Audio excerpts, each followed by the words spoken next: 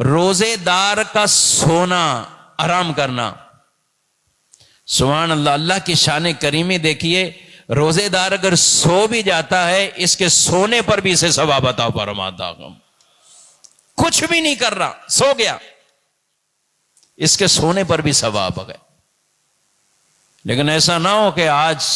گھر جائیں اور آپ بول دیں بھائی مفتی صاحب نے بتا دیا ہے، اب میں تو عبادت کر رہا ہوں۔ کون سی عبادت؟ سونے والی۔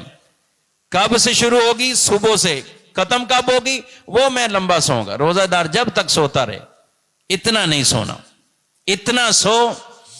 کچھ آرام کر لیا، اور بقیہ روزے کا ہمیں پتا چلے، روزے کا ہمیں پتا چلے روزہ ہے ہمارا، ورنہ تو سوئے رہیں، پھر سوتے رہیں۔ اور کئیوں نے عادتیں اپنی بنائی ہوئی ہیں، رمضان میں سوتے ہیں، اتنا سوتے ہیں، وہ عصر کے قریب جا کر اٹھ رہے ہوتے ہیں، وہ ظہر پڑھیں گے، اچھا بھائی ظہر کی نماز ہو گئی، تھوڑی دیر بعد عصر کی، عصر پڑھ لی، پھر جلدی جلدی تیاری، افطاری کی تیاری، بھائی روزہ رکھا سارا دن، اب وہ افطاری کریں گے، اور کل کو شاید یہ بھی آگے کے آگے کہیں گے کہ ہم ایک وضو سے 3 نمازیں ادا کرتے رہے ہیں۔ ایک وضو سے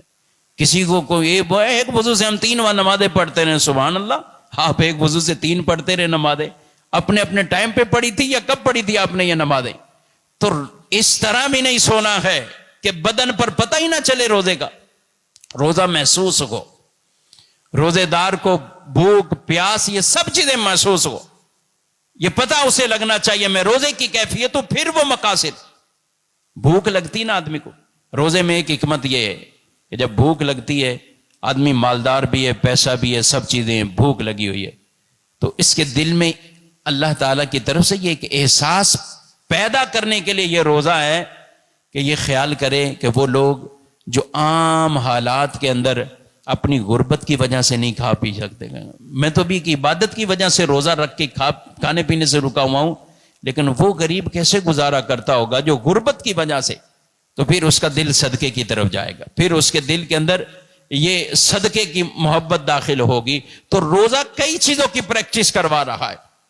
کئی چیزوں کی، تو اس لیے روزے میں سوئیں مگر ایک اعتدال کے ساتھ، اتنا سوئیں، بقیہ ماشاءاللہ اب مارکیٹ میں سب جاگتے ہیں، آتے ہیں، کام کاج کرتے ہیں، محسوس بھی ہوتا ہے، اور پھر جب آدمی اس طرح روزہ پورا کرتا ہے اور وہ وقت افطار آتا ہے کہ جس میں ہر چیز اس کو کھانے میں ایک طرح کی جو پہلا لقمہ، پہل کھجور، شربت، کچھ بھی ایک لذت، ایک سکون سا اسے حاصل ہوتا ہے اور بندہ راضی ہوتا ہے، اور ادھر رب بھی افطار کے وقت اپنے بندوں سے راضی ہو رہا ہوتا ہے۔ تو اس لیے میں مشورہ دیتا ہوں سونے والوں کو کہ اگر آپ روزے میں سوتے نہیں ہیں تو پھر اگر الٹے سیدھے کام کرنے تو پھر سو جائیں، پھر بھلے پورا ٹائم آپ سوتے رہیں، بس نماز اپنے ٹائم پہ پڑھ لیں، اس کے بعد پھر سو جائیں۔ اگر کسی نے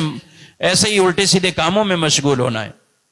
تو روزے دار اگر سو بھی جائے، رب اسے یہ عبادت کا اجر دے، ثواب دے۔ اور وہ لوگ جو روزے کی حالت میں اگر الٹے سیدھے کام کریں، گناہوں میں پڑیں، اپنی آنکھوں کو نہ بچا سکیں، اپنے کانوں کو گانے باجے پتہ نہیں کیا ہے سننے سے نہ بچا سکیں، تو میرے بھائی پھر تو صرف آپ نے روزہ، یہی روزہ رکھا ہے کہ میں کھا پی نہیں رہا ہوں، باقی سارے کام آپ کے چل لگے گئے۔ حدیث پاک میں ارشاد فرمایا جو آدمی روزہ رکھے، غلط بات نہ چھوڑے، جھوٹ نہ چھوڑے، وہ اس طرح کے کام ہی نہ چھوڑے، نبی پاک علیہ السلام نے فرمایا اللہ کو کوئی حاجت نہیں اس بندے کے بھوکے رہنے کی، اس کے پیاسے رہنے کی اللہ کو کوئی حاجت نہیں۔ تو روزے میں جو پریکٹس ہمیں کروائی گی میرے بھائیوں، وہ اس کا ہمیں خیال کرنا ہے اور اس انداز سے اپنے روزے کو پورا کرنا ہے۔